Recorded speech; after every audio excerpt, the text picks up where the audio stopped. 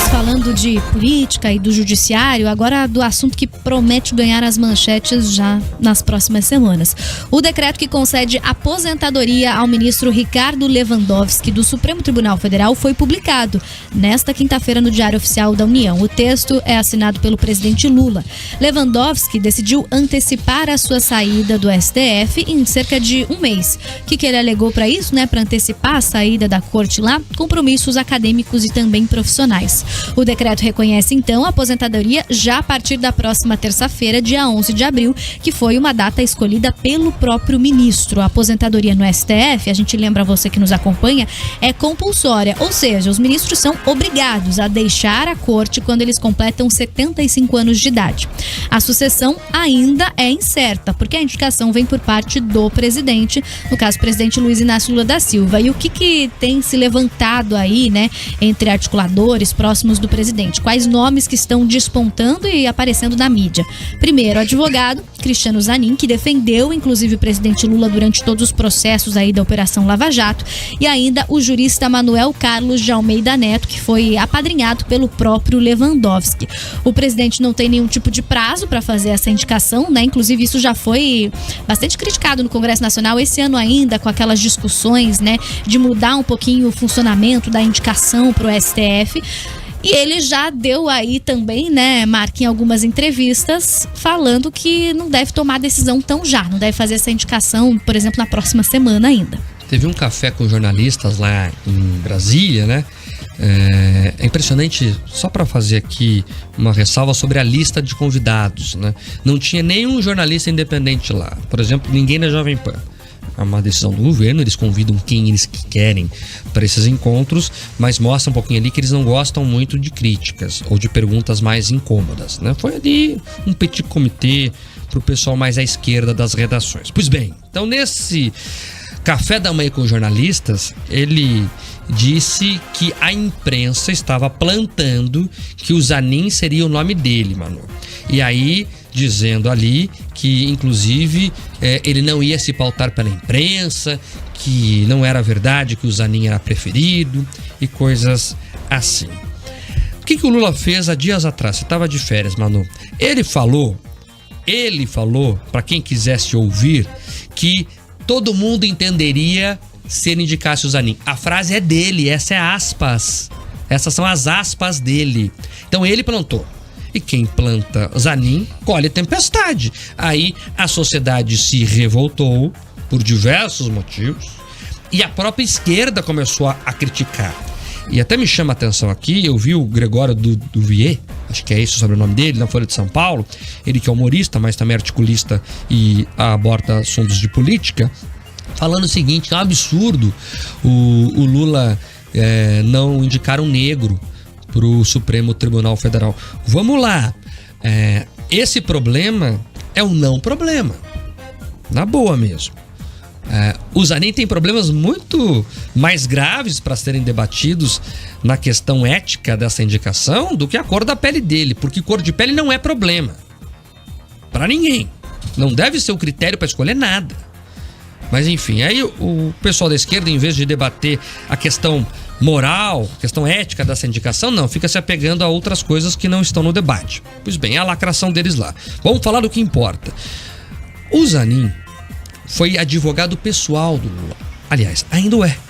Ele defende o Lula, tem procuração para defender o Lula, inclusive em processos aí que tramitam de alguma forma na Justiça Federal. A relação dos dois, é de advogado e cliente. Em algum momento da história, o Zanin e o Lula sentaram em uma mesa para negociar preço de contrato de honorários. Eles fizeram isso em algum momento. A relação do Zanin com o Lula é uma relação que começou por intermédio do compadre do Lula.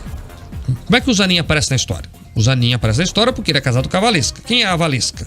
A Valesca é filha do Teixeira. Quem é o Teixeira? O compadre do Lula. Então foi assim que começou, por uma relação familiar, começa o procedimento de aproximação dos dois. E mais, o Lula não queria o Zanin. Eu cobri o Lava Jato ponta a ponta. Lembro muito bem que ele queria contratar o Sepúlveda Pertence, que é um ex-ministro, inclusive, para ser seu advogado. justamente porque eles entenderam em certo momento que o Zanin não tinha condições de fazer o trabalho ali perante a Justiça Federal. Não deu certo, o Zanin acabou ficando e depois fez até um trabalho interessante como defensor ali, defendeu seu cliente, tá tudo certo, é do jogo. O advogado tem que ser respeitado por fazer seu trabalho. Então, o Zanin vem desse procedimento. Expliquei tudo isso e retomei que a imprensa tem a função social de ser a memória pública das pessoas para dizer o seguinte: não há condições morais e éticas do Lula indicar alguém que é meio até parente dele por uma relação pessoal ali muito próxima com o compadre dele, e que alguém que prestou os serviços para ele pessoalmente. Como é que vai ser a isenção do Cristiano Zanin perante ao Supremo Tribunal Federal em uma questão envolvendo o governo federal dirigido pelo Lula ou pelo próprio Lula, pessoa física? Aí que tá a questão. E Manu, o Lula plantou o nome do Zanin, como eu expliquei lá atrás, para fazer o famoso balão de ensaio. Então ele jogou pra mídia, aí viu agora a repercussão, e essa fala dele, pra fechar minha fala... É aquela medida da febre, né? Exatamente. Vamos sentir. E eles fazem isso à exaustão. E depois colocam a culpa na imprensa. Isso. É fake news, é mentira de jornalista. Ele mesmo falou, aí ele viu a repercussão negativa, agora ele vai retirar o nome, e aí que eu vou chegar, eu tô vendo, pelo andar da carruagem, que talvez o Lula não indique o Zanin.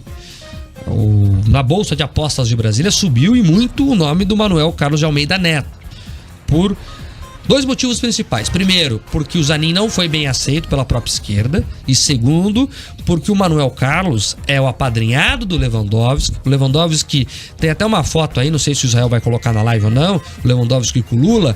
O Lewandowski é o mais petista dos ministros. Vocês lembram? Eu estava num acampamento do MST esses dias. Ele é um homem de esquerda de verdade. É tido, Manu, pelo universo petista como um homem de coragem.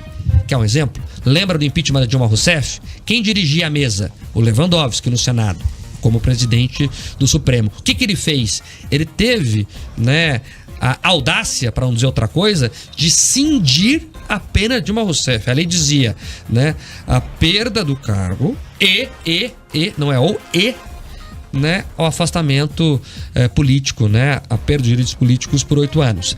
Ele transformou o E em OU.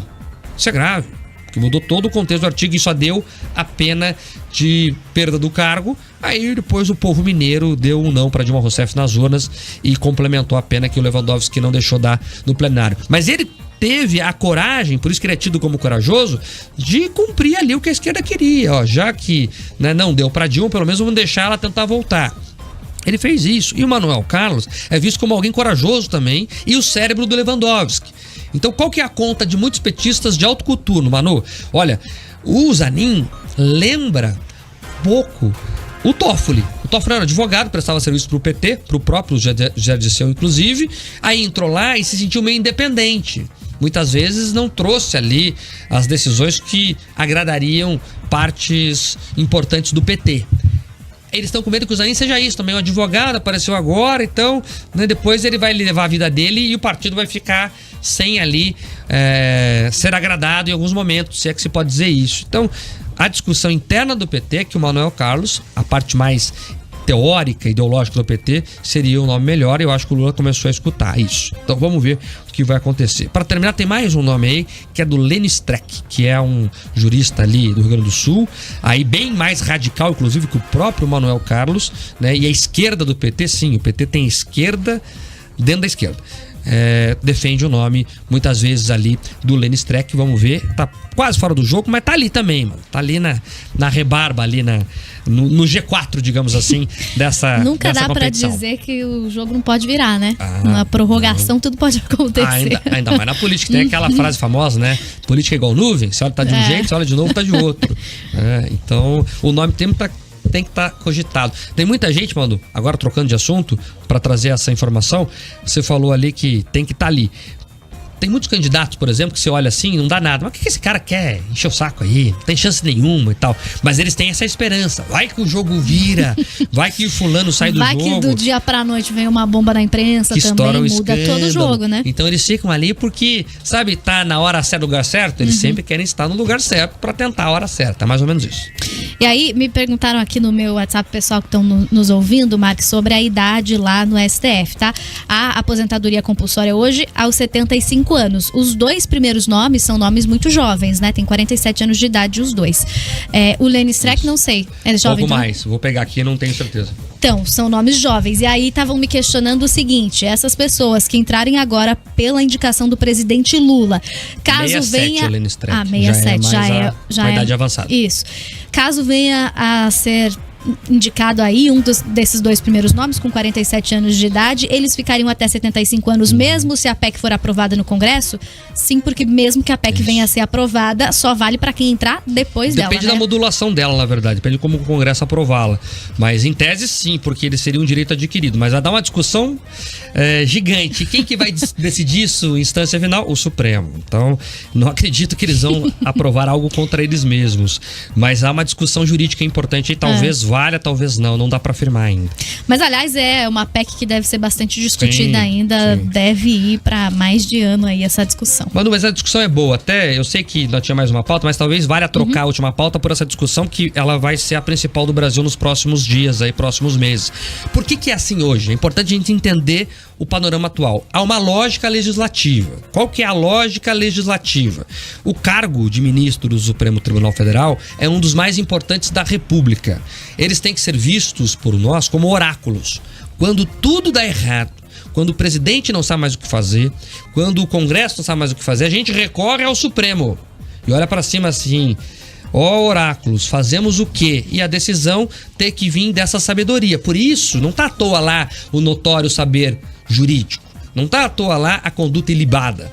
Porque eles têm que ser vistos como oráculos. Infelizmente, a atual formação, a gente não tem essa impressão em alguns nomes. Mas vai lá. Como é que é o processo hoje? Qual foi a opção do legislador da época da Constituinte? Nós vamos deixar esse processo em duas fases. Primeiro, o presidente escolhe. Mas por que o presidente escolhe? Porque, em tese, reforço, pensa no mundo ideal, tá? Em tese, o presidente foi eleito pelo povo.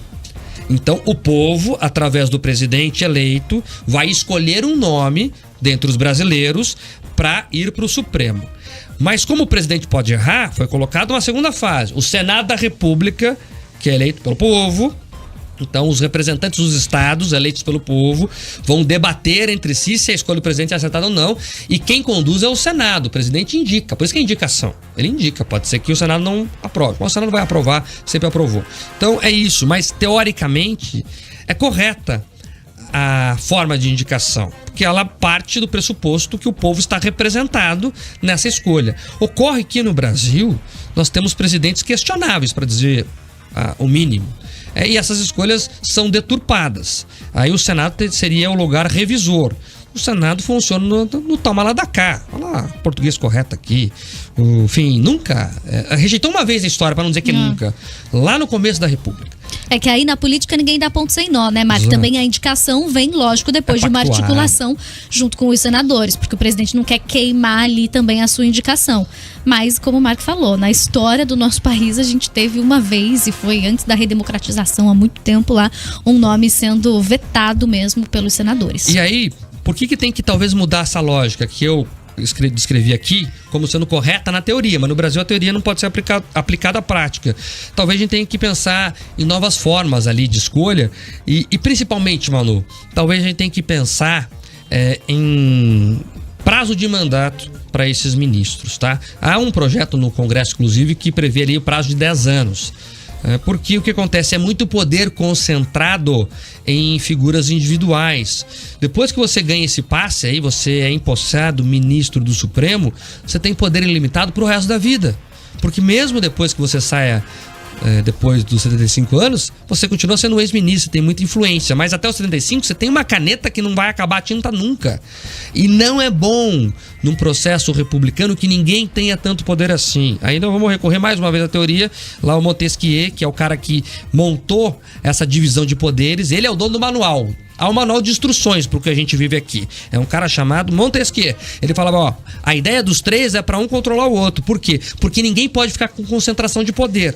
Então, a lógica republicana é essa. Talvez a gente tenha que pensar em dividir um pouco o poder para não concentrar em figuras unas e a gente ficar refém de algumas coisas. É só olhar para o Brasil e ver ali que alguns ministros têm mais poderes do que qualquer presidente, do que qualquer deputado, qualquer senador, que são os representantes eleitos pela população. É a lógica de freios e contrapesos, né? Para que um poder consiga ali frear o outro na hora que ele estiver ultrapassando ali a autonomia no poder. E aí, só pra gente falar mais uma vez da diferença da teoria e da prática, né, Mark? Também essa história dos ministros ficarem lá com essa aposentadoria compulsória até os 75 anos, na teoria, isso surgiu como que para proteger a pessoa que tá lá no cargo de qualquer tipo de influência política. Ou seja, você foi colocado lá, você não deve mais favor a ninguém. Ou seja, você vai tomar suas decisões por aquilo que você estudou, por aquilo que você sabe, por aquilo que você acredita e está lá. Só que, mais uma vez, a teoria é diferente da prática no Brasil, né? É isso, infelizmente, né, Manu? Tem muita coisa, a teoria aqui é diferente da prática.